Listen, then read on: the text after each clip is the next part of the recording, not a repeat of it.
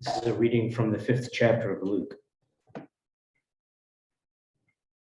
While the crowd was pressing in on Jesus and listening to the word of God, he was standing by the lake of Gennesaret. He saw two boats there alongside the lake. The fishermen had disembarked and were washing their nets. Getting into one of the boats, the one belonging to Simon, he asked him to put out a short distance from the shore.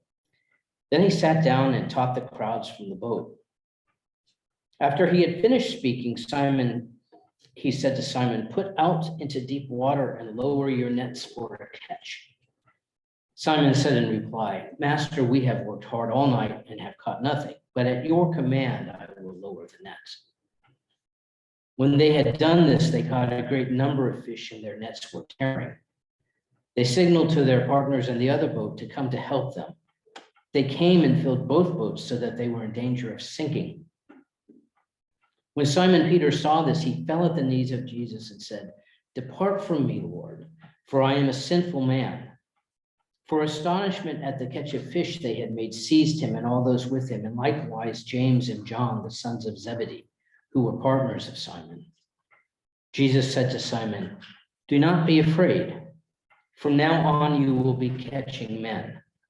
When they brought their boats to the shore, they left everything and followed him.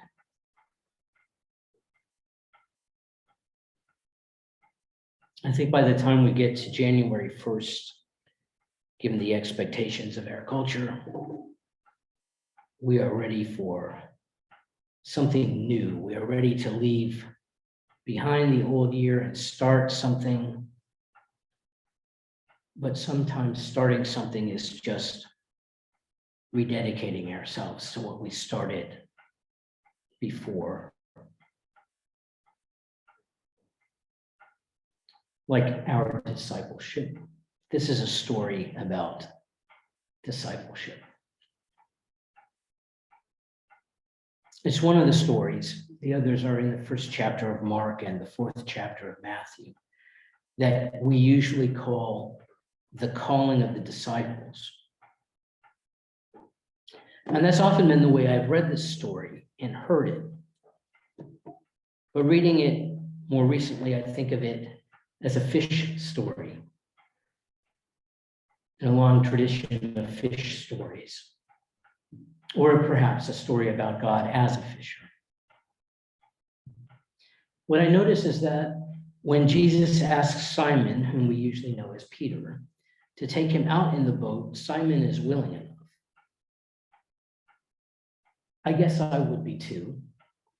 After all, I've been fishing all night and I have nothing to show for it. Maybe if I let this guy charter the boat for a little bit, he'll pay me something. But I don't think that there would be much generosity in my heart when this stranger tells me to let down the nets. I think my inner conversation with myself would be something like, "Sure, all right, let's put down those infernal nets again. Let's humor the guy. Maybe he'll give us a bigger tip. But who the heck does he think he is anyway? Maybe one of those professor types, those teachers who think they know so much but couldn't sink a fence post or change a tire to save their lives."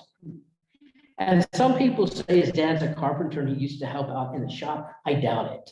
Probably he used to lay around reading scrolls and practicing Hebrew all day. But even if he did, what does a carpenter know about fishing? I've been working this lake since I was knee-high to a tadpole. We searched every good spot I know last night, and now this doofus wants me to let down the nets. Well, okay. At least I'll try not to laugh when we pull them up empty. Knowing myself, I think that's what I'd be saying. Even if he did have some interesting things to say about the scriptures, I would be tired and wanting to go home to bed. So I give Peter a lot of credit for being willing to let down the nets, especially after they'd already been washed and rolled, and when he knew there weren't any fish out. And then suddenly, everything changes.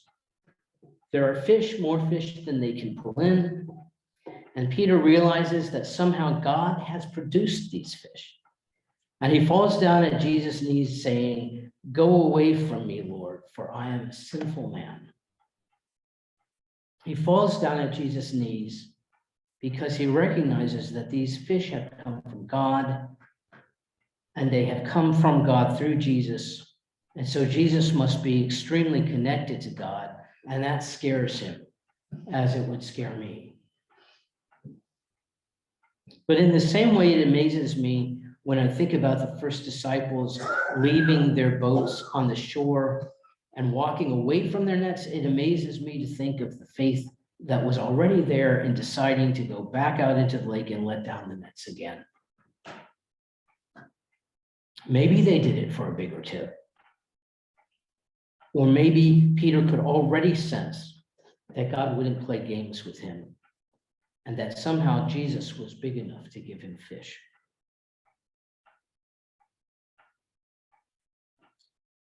I remember a story my friend Nancy Mader told me many, many years ago. Nancy taught for 2 years at Ramallah Friends School in the 1990s. And she told me a story about a conversation she had with another teacher during that time. They were having coffee and speaking about the future, and he asked how long she thought she would be at Ramallah. She said she thought it would be a couple of years, but not very long. Why, he asked.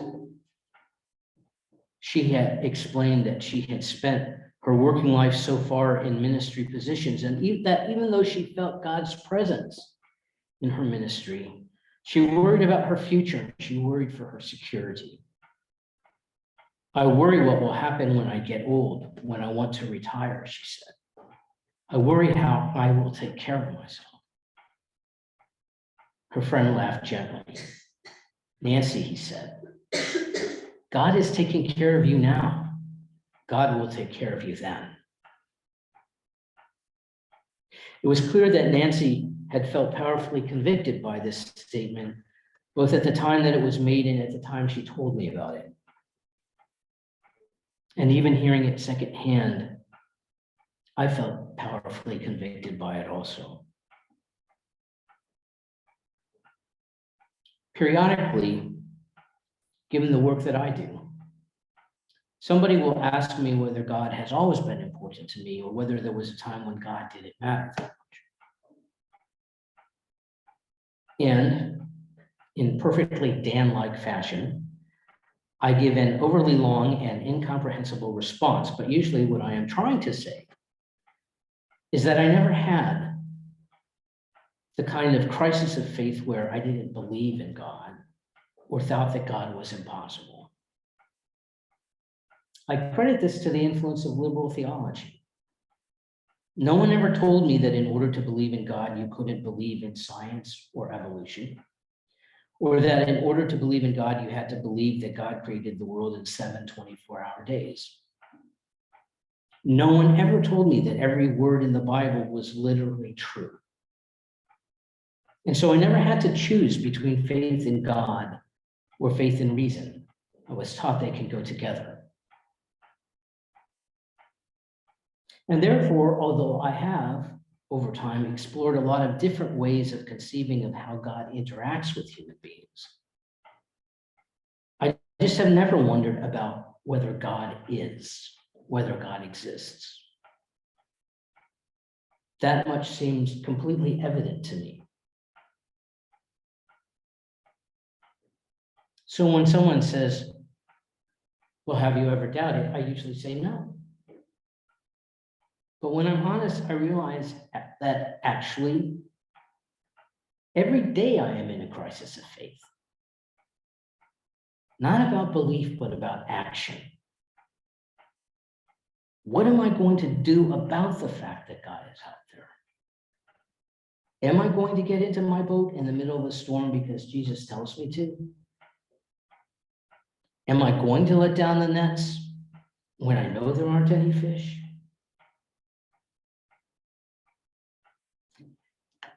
And as I think about those questions, I realize that part of my crisis, part of my reluctance to follow where I am called, is that I am not always convinced of God's trustworthiness. I am not always convinced that God can actually keep the boat floating, that God is the person who knows where the fish are. I think about Nancy's friend saying, God is taking care of you now. God will take care of you then. And I think I don't dwell enough on the realization that God is taking care of me now.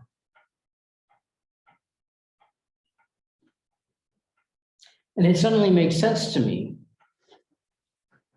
why some teachers consider gratefulness not only a spiritual practice, but a foundational spiritual practice. Because when I practice thankfulness, I am remembering to notice that God is taking care of me. I'm reminding myself that God knows where the fish are.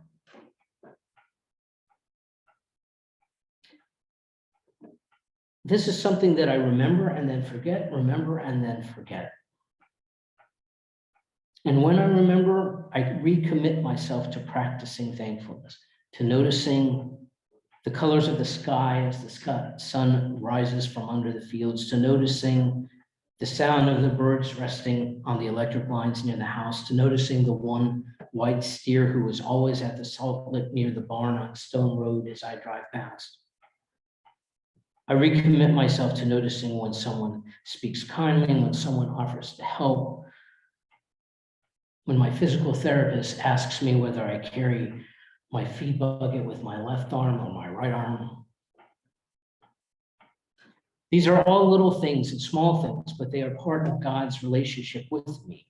And the more I notice them, the more likely I am to believe that Jesus knows what he's talking about whenever the inner Christ tells me to let down the nets.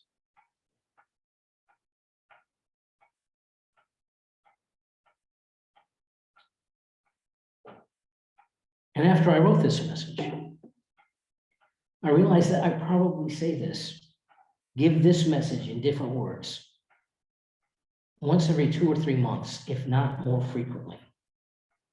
And I don't do that purposefully or intentionally because I think you guys need the reminder. It must be because I need the reminder. It must be because it is so easy for me to forget that God is in relationship with me every day through the entire world around me.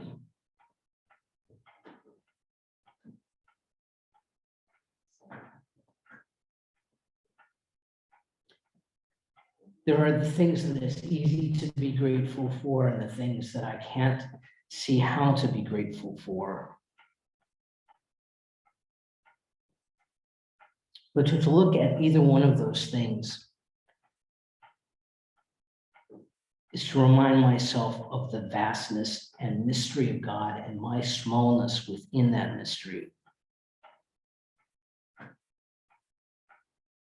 And I keep saying it to myself over and over. The way to remember my place within the life of God is to remind myself once a day, and then once an hour, and then once in every minute,